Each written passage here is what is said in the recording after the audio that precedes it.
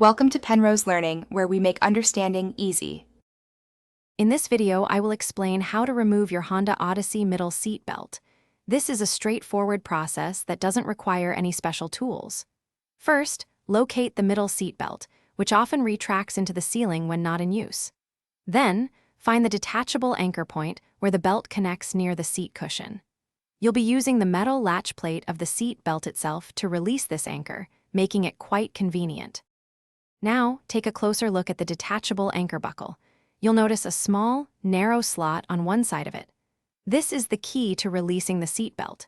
This slot is precisely engineered to accept the metal latch plate from the seatbelt itself.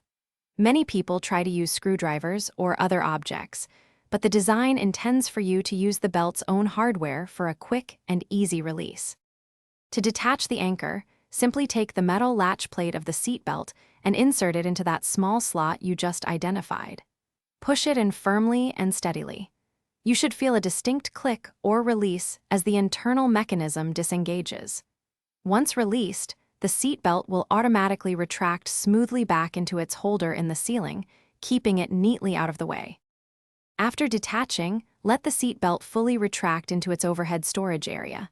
This keeps your cabin tidy and prevents the belt from getting caught. When you need to reinstall it, the process is just as simple. Pull the belt down, insert the metal latch plate into the anchor until you hear a clear click, ensuring it's securely fastened. Always double-check that the belt is not twisted for proper safety. Thanks for watching. If this was helpful, leave a like and consider subscribing. See you next time.